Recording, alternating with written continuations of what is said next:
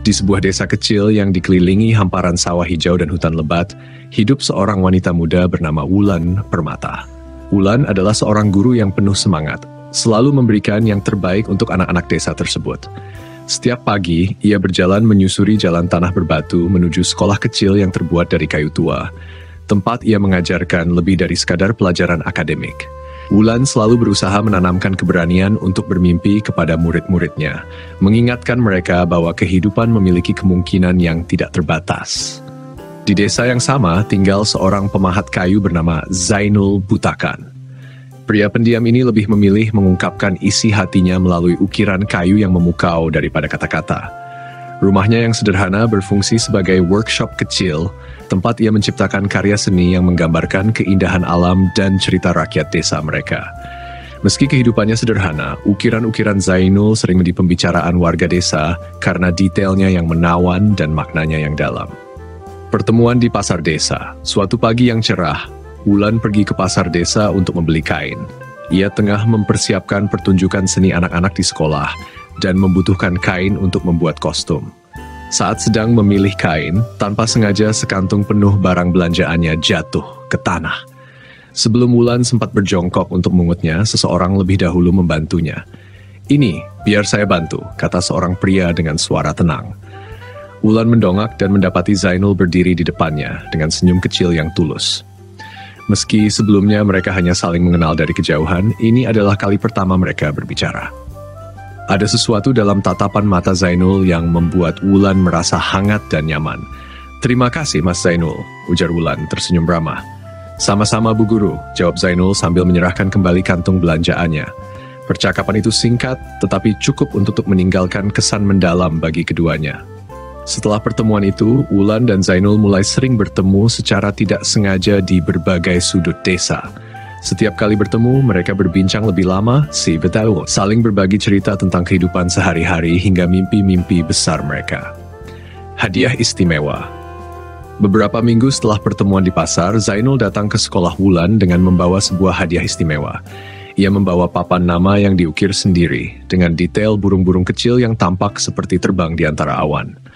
"Saya buat ini untuk sekolah, semoga anak-anak suka," katanya dengan rendah. Wulan terdiam, terharu oleh perhatian Zainul.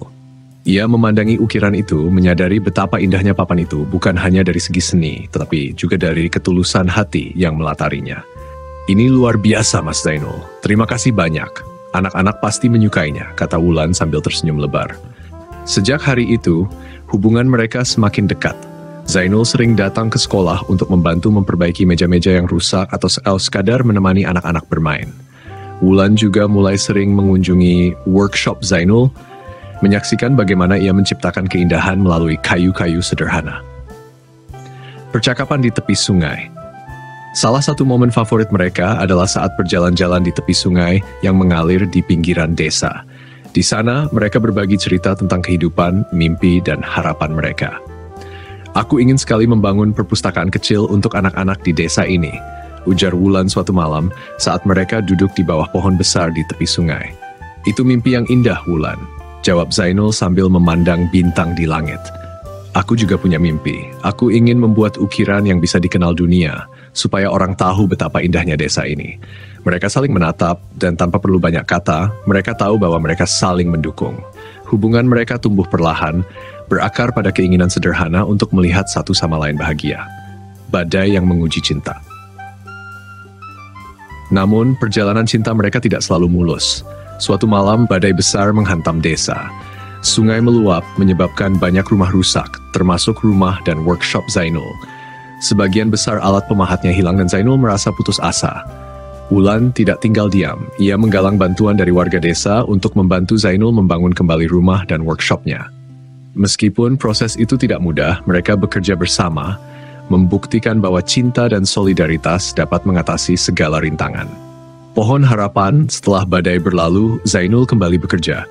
Kali ini, ia menciptakan karya terindah dalam hidupnya. Sebuah ukiran pohon besar dengan akar yang kuat melambangkan cinta dan harapan. Pohon itu dipasang di perpustakaan kecil yang berhasil didirikan Wulan sebagai simbol perjuangan mereka bersama.